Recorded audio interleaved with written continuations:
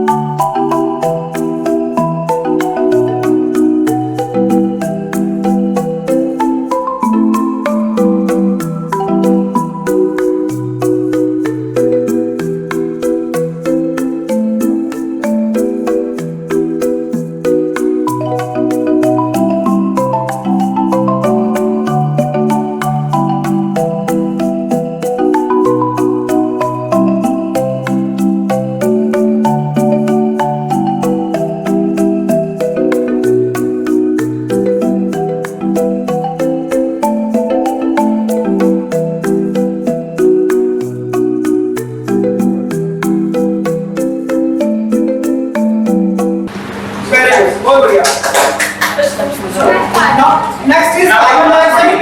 वो बनाएंगे angel.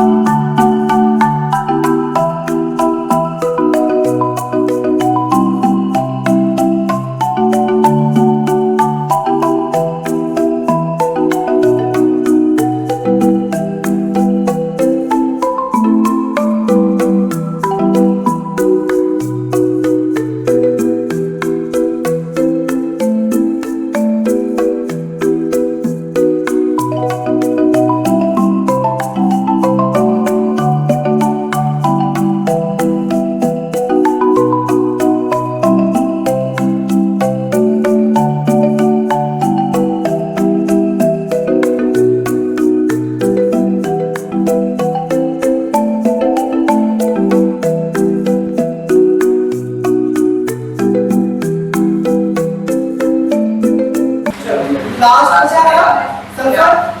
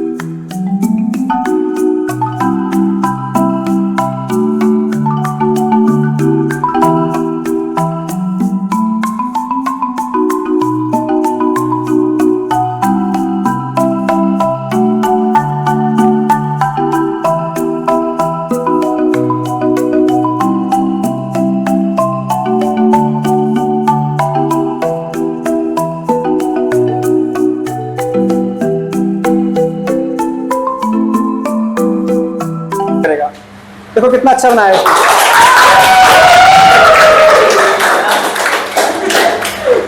Very good. सिद्धांत इसका बनाओगे structure formula. Structure formula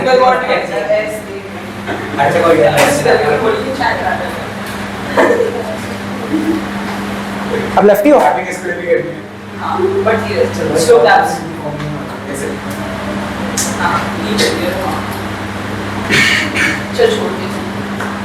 very good. चलो ठीक है, सब क्लियर हो गया? सल्फर के मॉलिक्यूल में हमेशा 8 एटम्स ही होते हैं, S2 नाम की, S3, S4, S5, S9, S10 नाम की कोई चीज नहीं होती, ओनली S8, ठीक है, ओनली S8। इसको हम सॉलिड सल्फर भी बोलते हैं, क्योंकि sulphur is a solid thing, ठीक है, solid sulphur will contain 8 atoms in a molecule. समझ आ गया? हम आगे चलें, नेक्स्ट क्वेश्चन। यस कुदरत, रीड करो। How many covalent bonds are there in first ammonia NH3? 3 single covalent bonds. एक सेकंड, ये क्वेश्चन ना याद रखना, बोर्ड में हमेशा आता ही आता है, 1 मार्क का क्वेश्चन आएगा ही आएगा, फिक्स है। अमोनिया में कितने कोवेलेंट बॉन्ड्स हैं? कैसे करेंगे हम? बनाएंगे इसका स्ट्रक्चर फॉर्मूला। वैसे माइंड में करो, NH3 3 हाइड्रोजन है तो 3 बॉन्ड हो गए, NH3 3 हाइड्रोजन है, 3 बॉन्ड हो गए, खत्म क्वेश्चन। अगर आपको बना के देखना है तो बना के देख लो। N याद होगा आपको, 3 सिंगल कोवेलेंट बॉन्ड्स, ये था इसका डायग्राम। 1 2 3, क्या लिखोगे? 3 single covalent bonds.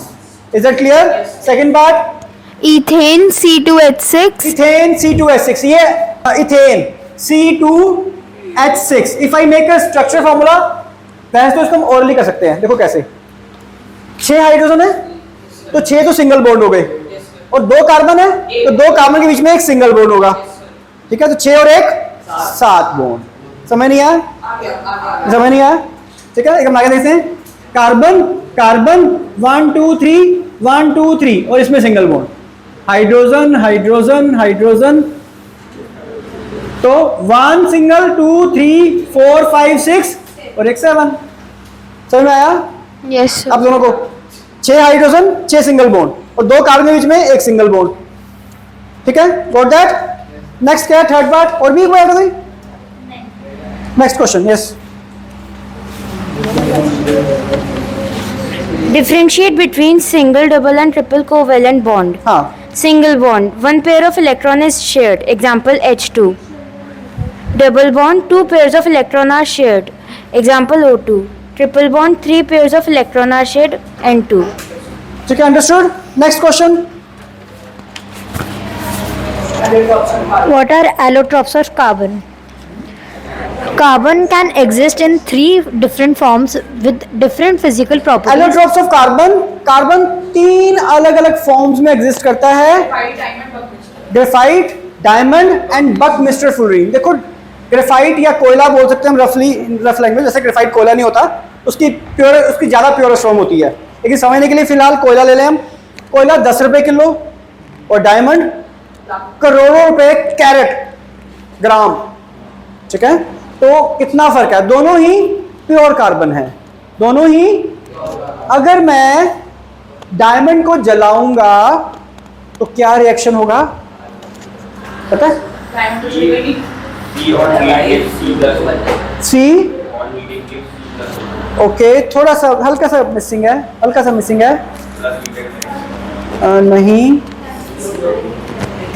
C plus O2 gives CO2 plus heat.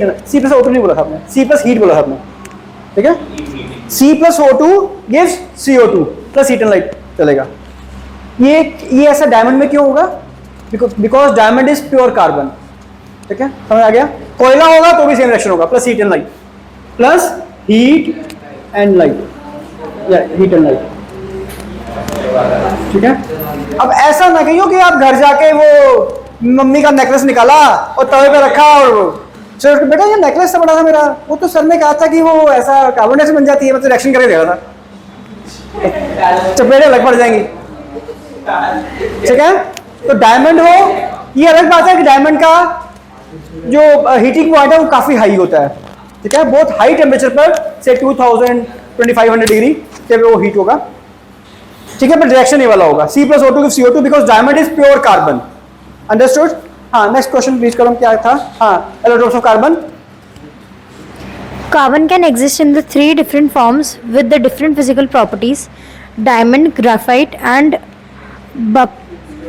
Buckminster fullerene, C60, हाँ, which are called allotropes of carbon. Good. Disha diamond और Janvi graphite, Differentiate between diamond and graphite. Diamond, it is hardest substance known. It is bad conductor of electricity.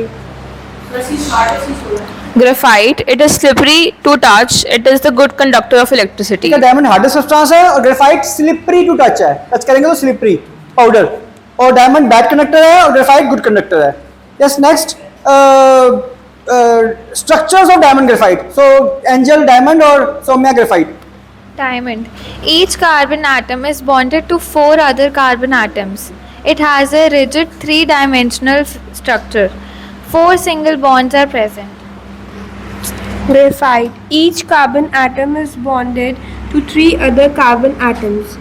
It has 2-dimensional or planar structure. 2 single and 1 double bond are present. सो समझ लो diamond इतना hard होता क्यों है, क्या reason है? क्योंकि diamond की structure 3D होती है. 3D कैसे? 3D कैसे? एक डायमंड है यहाँ पर, एक कार्बन है, एक कार्बन का बॉन्ड इसके ऊपर होगा. It has a tetrahedral structure. कौन सी स्ट्रक्चर? टेट्राहेड्रल. एक कार्बन यहाँ पर है, इसका एक कार्बन यहाँ पर होगा.